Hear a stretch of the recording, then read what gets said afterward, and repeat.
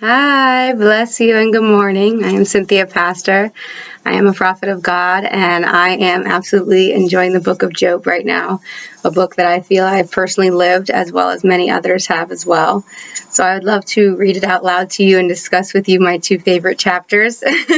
It's chapter 14, which I consider life's poem, and chapter 15, which I consider rhythm and rhymes. Sorry, I was speaking a little bit too quickly there. But God bless you on this beautiful day. Chapter 14. How frail is man, how few his days, how full of trouble. He blossoms for a moment like a flower, withers.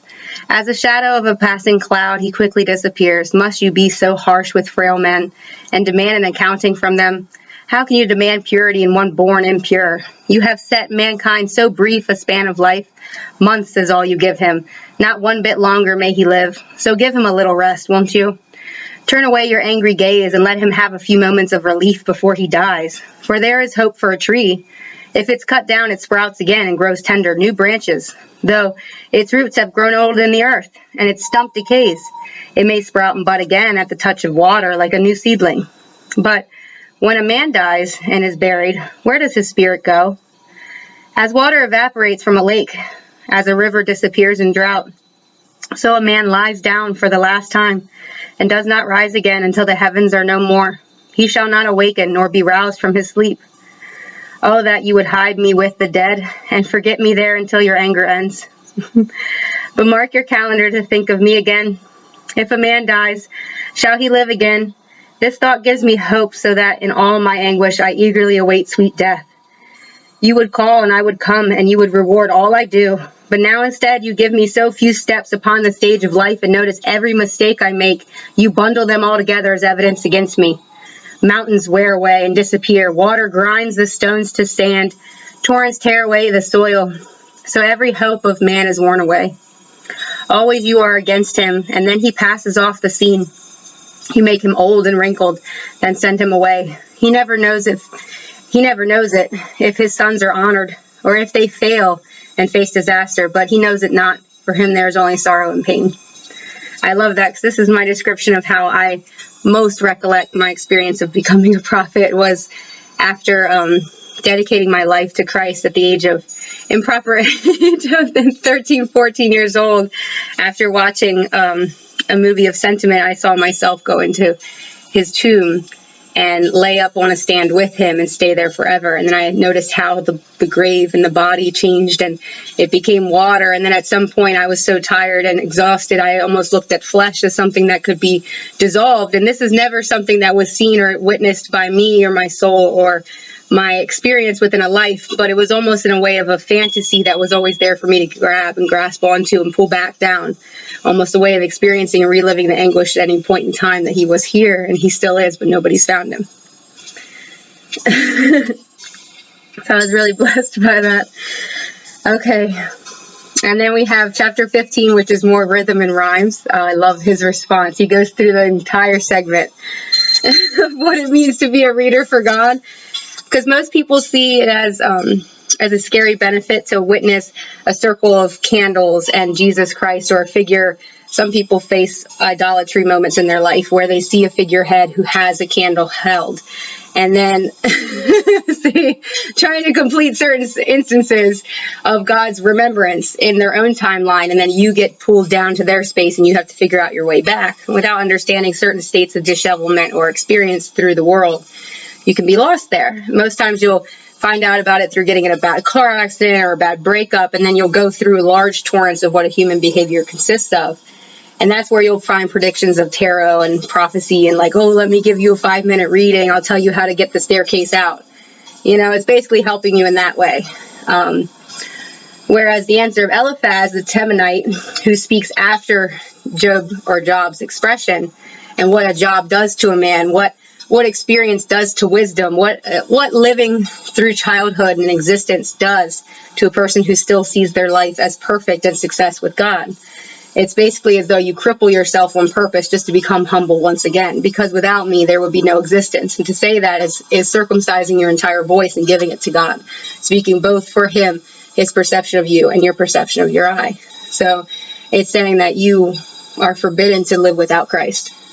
And that is something that you can do beautifully just reading scripture. I love how this, to me, is so representative of culture that we see in today. Like, we want those people that are up in poetry stands and reading off, and we want those Game of Thrones, Final Fantasy dragons and things like that. We want those types of ideals and thoughts. But then when you turn to God, it feels like there's a reflex voice that tells you to keep away.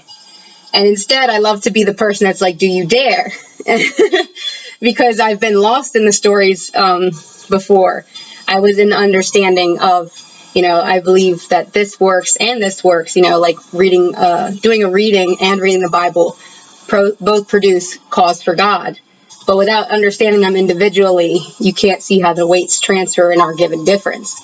So it was almost as though, like, I stepped away and then just looked at tarot, and it felt murky and watery, and I kept seeing so many more faces than I was actually interested in finding out about.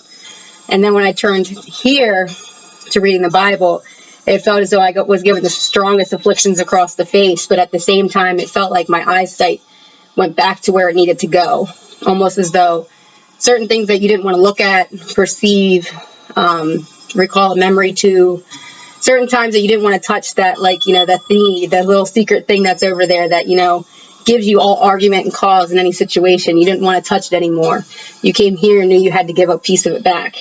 And then you kind of like sit in a suspense state, like, I don't know what reality I'm going to exist to anymore. Letting go of this pain, letting go of this deceit, doubt, what I can reconcile here, or what can I? Hold on. Give mommy a moment. Oh my goodness, in such a short time you're here. It gives you the existence of being within more of a moral answer again, as well as mortal, instead of being lost in somebody else's circle. I always love how it rhymes and always comes back to contradict itself. It's what kind of like understanding as well as having the experience and then turning yourself into God and understanding, like, I'm going to stay here because this is where it really is all at. So let's let's read chapter 15. The answer of Eliphaz the Temanite: you are supposed to be a wise man, and yet you give us all this foolish talk. You're nothing but a windbag. It isn't right to speak so foolishly. What good do such words do? Have you no fear of God, no reverence for him? Your sins are telling your mouth what to say. I feel like I just got called out. This story always captures me, and I get stuck some space like hell, and then I come back out and I'll read it. It's like the timing is always, I love God so much. It's free method for all of us. Are you the wisest man alive? Were you born before the hills were made? Have you heard the secret counsel of God? Are you called into his council room? Do you have a monopoly on wisdom? What do you know more than we do? What do you understand that we don't? On our side are aged men much older than your father. Is God's comfort too little for you? Is his gentleness too rough?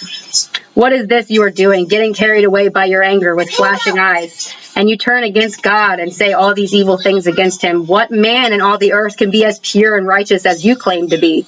Why, God doesn't even trust the angels. Even the heavens can't be absolutely pure compared with him. How much less someone like you who is corrupt and sinful, drinking in sin as a sponge soaks up water.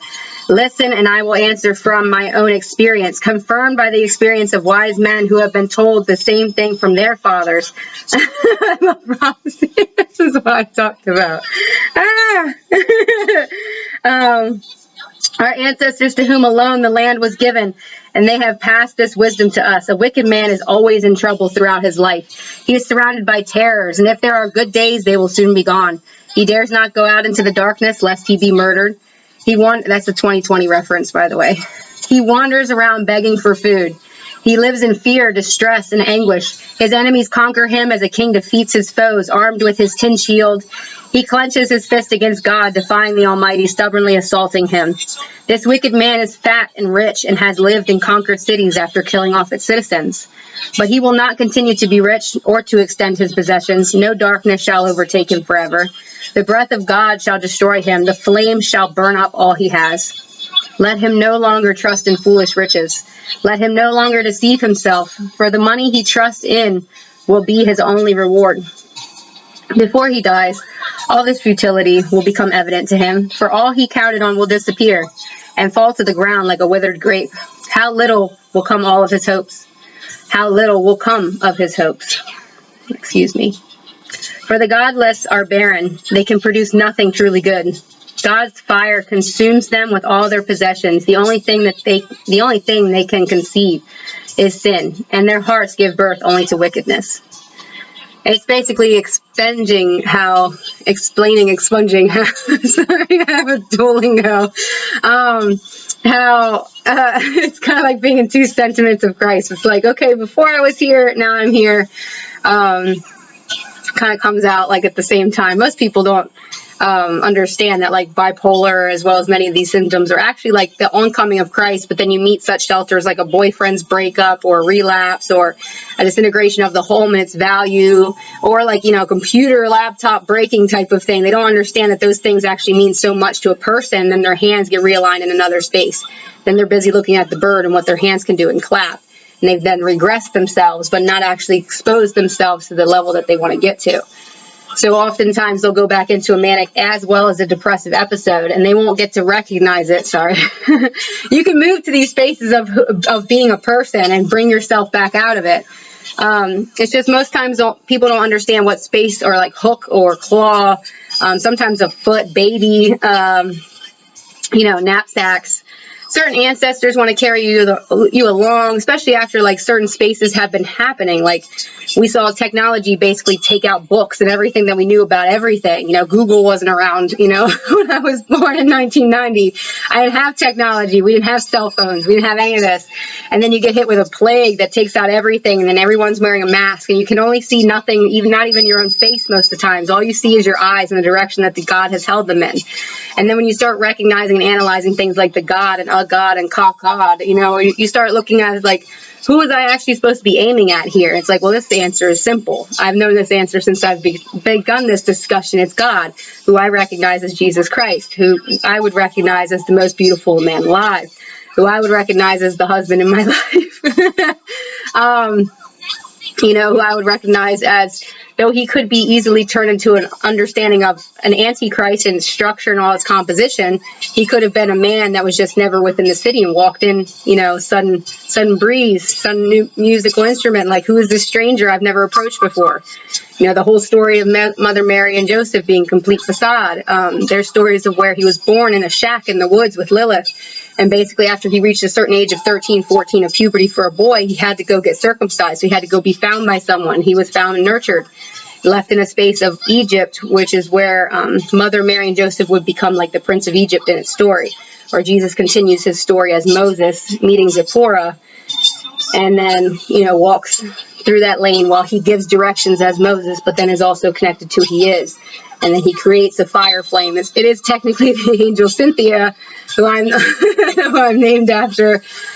She more or less, when the sea splits and they need to proceed through with the slaves, there's this angel Cynthia born of fire and wind through an ice-fueled arrow.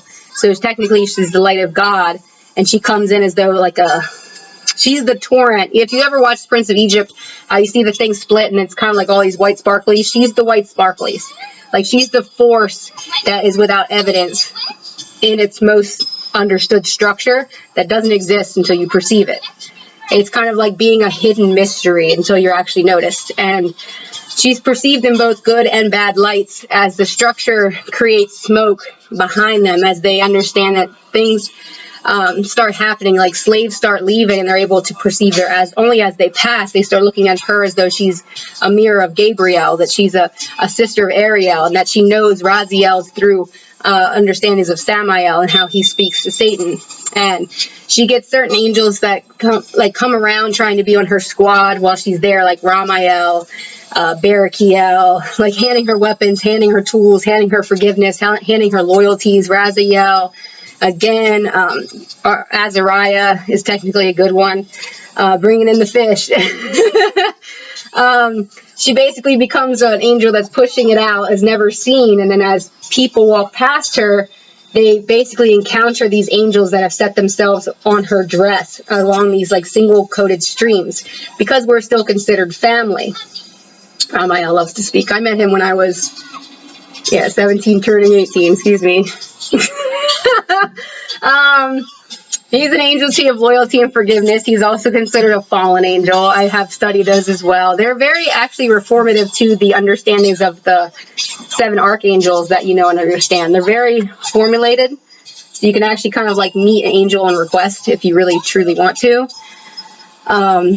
Showing how angels are more of a composition than they actually are survivable. But then if you look into it more often, you'll find out through research of self-identification, fast forward, that to look it up, it was who is God's first angel, only angel, and it's Jesus Christ. He's only considered an angel, but he's considered the reincarnation because he lives the most human experience. He's the one that would tell you, you know, like, put the gun down, and like you finally decide, like, oh shoot, you're right, like, let me, you know, put this down, I don't know what I'm doing. He's the angel that does that. And so there's so many interpretations, so many storylines, so many greeted gestures you don't want to repeat, and interruptions, because if you could say like, oh shoot, you know what I mean, you might think oh Shun from your previous life, or Yahweh, you know, instead of thinking Jesus Christ. So you might say like, hey Asu, and then realize that that's still saying Jesus Christ as well. But then you can get caught into contradictions of thinking it's in a bad space that you said his name differently, like saying like, oh, a soup, putting you back into a kitchen or infirmary situation. That way, when you do recollect where you are and you start moving forward, you start perceiving things like, how do I comfort myself? What would comfort my pain? What would comfort 2 parts of me? And it's understanding how, like, you can basically be understood within any mental disease, fog, misfocus, and take that and put it down to strings and understand that there's so much of a bigger picture here and a way that you can be within the collective that you know and understand to be in your connection to God, that you're never lost from it. You can explain it to another. And that's where I find my gift as being a presence in this life. I love reading the Bible. I love seeing how it's exposed me, how I'm exposed to it, how I can realize his name is said in different ways each and every time, and that we meet him each and every life. And that's kind of like where you're the vase, and like every single time that you decide to meet him, you add in like a Sonic the Hedgehog thing, or I always think of it as like this white but silver, like with sometimes a color on it, like sleeve and things, you know. Just to understand that you're just filling out. Oh, those white brights. Yes, thank you, Tyrone. Sorry, my son.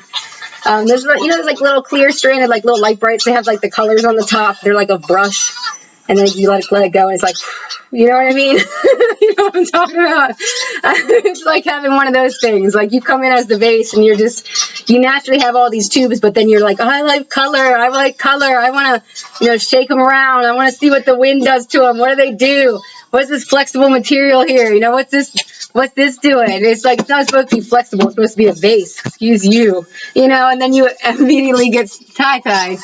Then immediately you notice that you start shaping yourself into, like, you know, a false idol, an Oscar, or whatever it is, a Globey Award. Globey Award. That's the shout.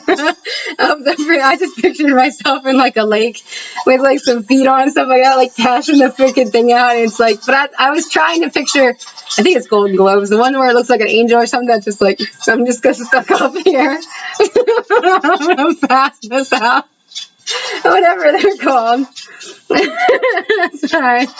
Oh my goodness. Okay, let me finish off with something I haven't done yet. I don't like okay. Job's reply, chapter 16. I have heard all this before.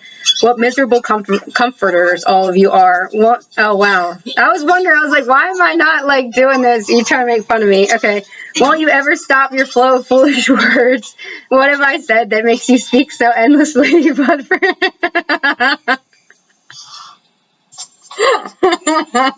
Alright, makes fun of his student. It's like, how are we supposed to be married? You're going to refer to me as your student. I'm also at the desk. You go. But perhaps I'd sermonize the same as you. If I were you, I would spout off my criticisms against you and shake my head at you. But no, I would speak in such a way that it would help you. I would try to take away your grief. But now my grief remains no matter how I defend myself, nor does it help if I refuse to speak. For God has ground me down and taken away my family. Oh God, you have turned me to skin and bones, as a proof, they say, of my sins. God hates me and angrily tears at my flesh. He has gnashed upon me with his teeth and watched to snuff out any sign of life. These comforters have gaping jaws to swallow me. They slap my cheek. My enemies gather themselves. I mentioned this earlier. Literally, like I mentioned that earlier. My enemies gather themselves against me, and God has delivered me over to sinners, into the hands of the wicked. That was you. That was because I distracted myself. That was just for you, though, because I don't want you to think that. I was living... I'm part of the collective too. I was living quietly until he broke me apart. Your best friend, man. Like, your best friend is Jesus Christ. I'm just letting you know. Oh my goodness. He has taken me by the neck and dashed me to pieces, then hung me up as his target. His archers, I wanted to be like, his archers surround me, letting fly their arrows so that the ground is wet from my wounds. Again and again. Wow. You see that? His archers surround me, letting fly their arrows so that the ground is wet from my wounds. And I was like, I wanted to put my arms up like this. It's like, wow. Like, again and again he attacks me, running upon me like a giant. Here I sit in sackcloth, and I have laid all hope in the dust. My eyes are red with weeping, and on my eyelids is the shadow of death. Yet I am innocent, and my prayer is pure. O earth, do not conceal my blood. Let it protest on my behalf. Yet even now the witness to my innocence is there in heaven. My advocate is there on high. My friends scoff at me, but I pour out my tears to God, pleading that he will listen as a man would listen to his neighbor. For also soon I must go down that road from which I shall never return. Ooh, look at him. He's just a poet. Just a poet. Like, right, what he said. Tie-tie. I'm snapping. My son's going to sit upside down. Oh, my goodness. God bless you. Your beautiful day.